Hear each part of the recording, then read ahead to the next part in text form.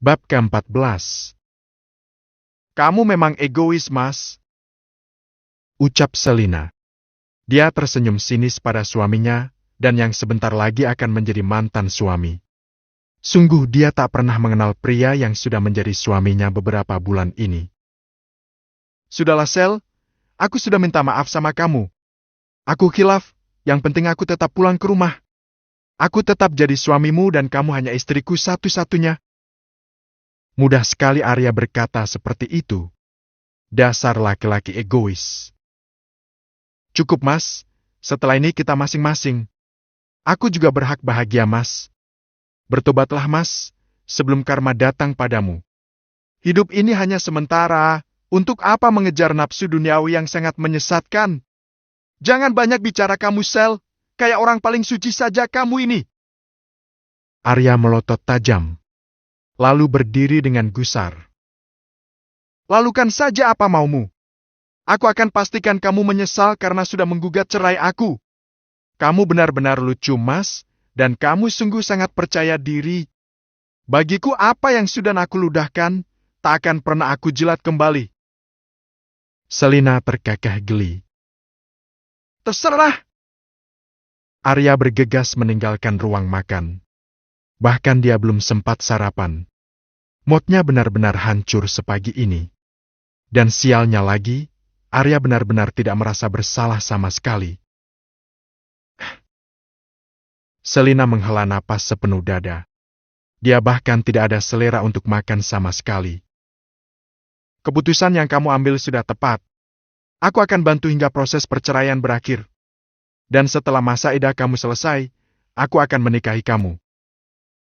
Bram tersenyum manis. Aku belum berpikir hingga ke sana, Pak. Yang penting perceraian aku bisa cepat diselesaikan. Untuk sementara tinggal di salah satu apartemenku. Sampai semua selesai. Sebenarnya kamu masih boleh tinggal di sini. Bram menghela napas panjang. Dia sungguh tak rela jika harus melepaskan Selina sendiri. Tidak, Pak. Aku akan cari kontrakan saja. Sambil mau cari kerja. Tolak Selina. Dia tak enak jika terus merepotkan Bram. Sekali saja kamu bisa nggak sih menurut? Bentak Bram. Selina sampai terlonjak. Nggak bapak nggak anak semuanya hobi marah dan membentak. Maaf, Pak. Sekarang sarapan, setelah itu aku antar ke apartemen. Titah Bram tanpa mau dibantah. Tak ada yang bisa dilakukan oleh Selina selain menurut. Karena memang lebih baik seperti itu jika bersama Bram. Selesai sarapan, Selina mengikuti langkah Bram meninggalkan ruang makan. Di depan mereka bertemu dengan Mbok Darmi yang baru saja pulang dari warung. Mbak Selin, mau kemana tuh kok bawa koper segala? Mau liburan ya? Tanyanya heran. Bram meninggalkan keduanya masuk ke dalam mobil. Maafkan aku ya, Mbok, jika ada salah. Aku mau pamit sama Mbok Darmi. Selina sampai berkaca-kaca, karena Mbok Darmi sungguh sangat baik dan sayang kepadanya. Loh, kenapa pergi, Mbak? Apa Mas Arya sudah punya tempat tinggal? Seharusnya nggak usah pindah. Toh Bapak di sini sendiri, Mbak. Mbok Darmi terlihat menyayangkan. Aku dan Mas Arya mau bercerai, Mbok. Apa, Mbak? Loh, ada apa, Mbak? Bukankah rumah tangga Mbak baik-baik saja? Jangan bercanda, Mbak. Tak lucu. Aku serius, Mbok. Ada masalah yang tidak bisa ditoleransi lagi. Suatu hari Mbok akan tahu. Aku pamit ya, Mbok, jika berjodoh. Kita pasti akan bertemu lagi. Selina memeluk tubuh Mbok Darmi dengan erat. Membuat sang asisten tak bisa menyembunyikan keharuannya. Padahal dia sayang sekali pada Selina. Jaga diri ya, Mbak. Jangan lupa sama Mbok. Mbok Darmi mengurai pelukan. Iya, Mbok. Jaga kesehatan ya, Mbok. Semoga kita bisa bertemu lagi. Aku pamit. Selina kembali menyeret kopernya dan menyusul Bram yang sudah siap di dalam mobil. Selina memasukkan koper ke dalam mobil bagian belakang. Kenapa lama sekali sih? Protes Bram. Hampir lumutan dia menunggu Selina pamit Mbok Darmi.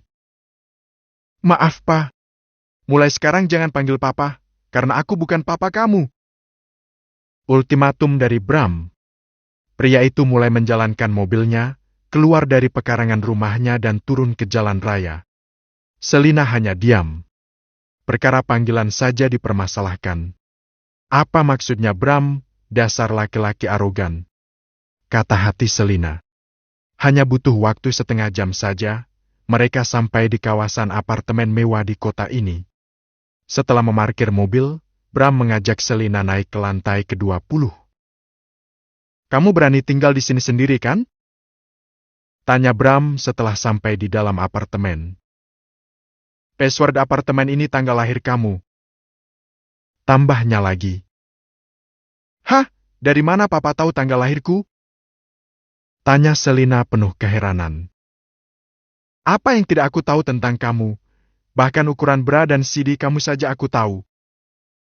Bram terkekeh geli. Apa? Seketika wajah Selina memerah menahan rasa malu. Wanita itu duduk di sofa dengan canggung. Aku akan ke kantor. Jika ingin makan pesan saja. Kata Bram sembari memberikan sebuah black card pada Selina. Iya Pak? Salin! Bentak Bram kesal, karena wanita itu tak mau menuruti kata-katanya. Apa Pak? Kenapa sih Papa marah-marah terus? Tak ada bedanya dengan Mas Arya. Lama-lama Selina kesal juga. Hidup di antara dua pria yang temperamental. Apa kabar jantungnya jika begini? Bram tambah kesal, dia menarik tangan Selina hingga wanita itu menabrak dadanya. Bram mendekap pinggang Selina dengan wajah memerah. Dia kesal sudah disamakan dengan Arya. Jangan kamu samakan aku dengan Arya, aku bukan laki-laki penjajah wanita. Apa kamu paham? Bisik Bram sembari menyeringai licik. Maaf. Selina terbata-bata. Dia menelan salivanya sendiri dengan kasar. Walah Bram sangat menyeramkan saat marah seperti ini. Rasanya Selina harus berpikir keras jika ingin menyulut emosi Bram. Baik-baik di sini, jangan nakal. Aku akan segera mengurus perceraian kamu. Dalam waktu 2 bulan akta cerai akan sampai di tanganmu. Bram mencium bibir Selina dengan mesra. Hanya ciuman biasa, karena Bram takut tak bisa menahan diri jika terlalu lama menikmati bibir wanita itu. Iya. Mulai saat ini, pikirkan panggilan untuk aku, jangan sampai membuat aku emosi lagi. Bram mengecup kening Selina setelah itu melepaskan pelukannya. Aku berangkat dulu, jika ada apa-apa, telepon aku. Iya. Bram bergegas keluar dari apartemen. Dan setelah itu Selina menghempaskan bokongnya di sofa dengan lelah. Tak pernah terlintas dalam benak jika dia akan menjadi janda di usia yang semuda ini. Jika ini adalah jalan takdirnya, dia bisa apa? Selain mengikuti kemana arah air mengalir.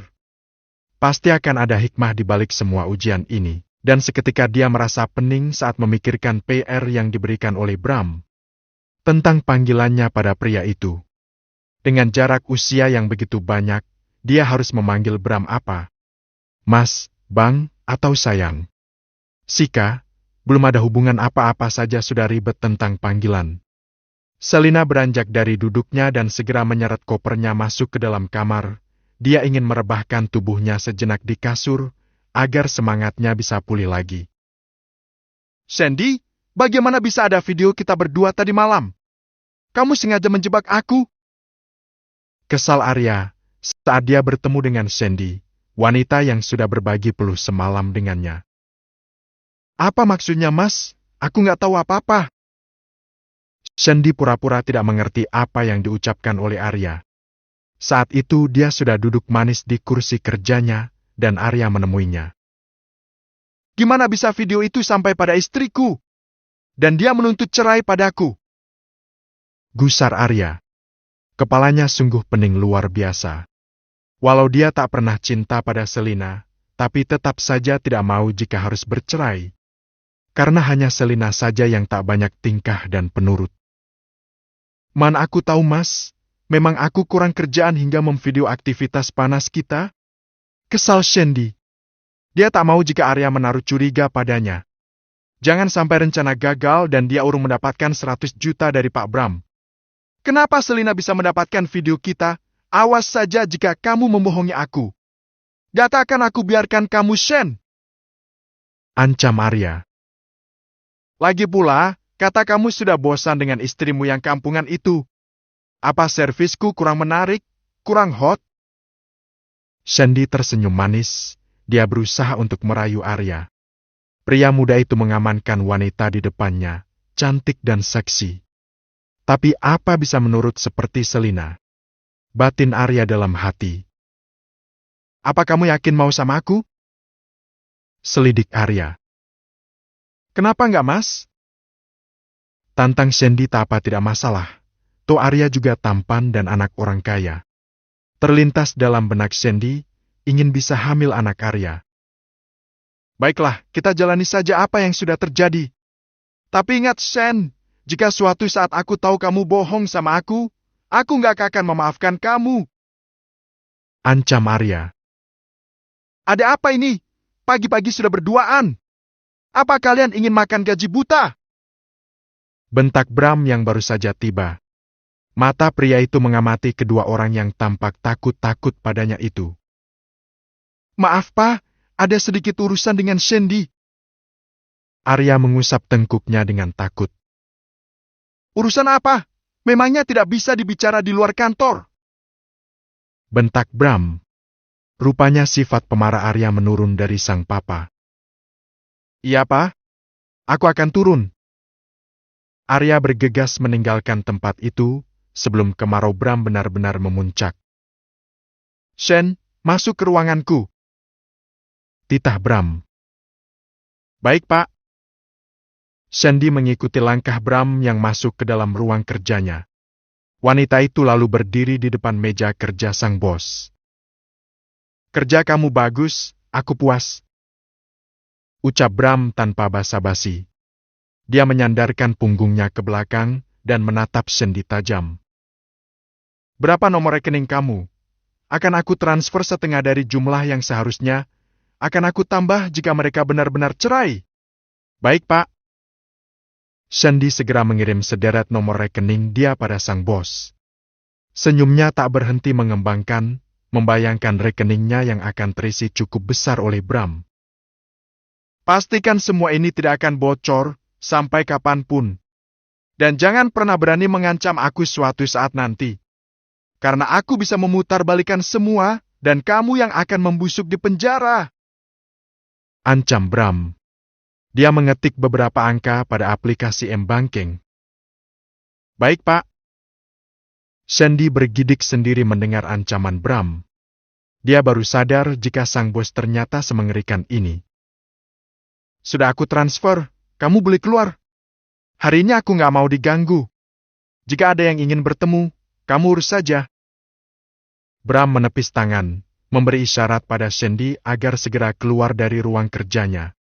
Urusannya dengan wanita matre itu sudah selesai. Baik, Pak. Permisi dan terima kasih. Dengan wajah berseri, Shandy keluar dari ruangan bosnya.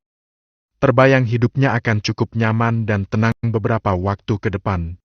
Ada cukup banyak uang untuk bersenang-senang.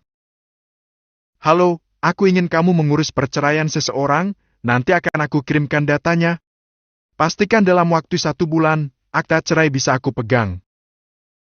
Ucap Bram, saat dia tengah menelpon seseorang di seberang sana.